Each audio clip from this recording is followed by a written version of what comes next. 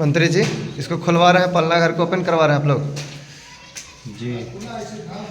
अभी भी नया एसोसिएशन का गठन हुआ है, जिसमें पालना घर का पहला कदम हम लोग पालना घर का पूरा जर्जर स्थिति में बंद था पहले से, पूरा पानी भरा हुआ है एकदम।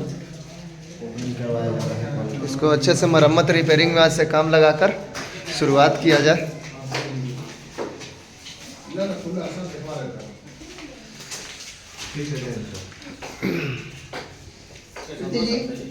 देख लीजिए।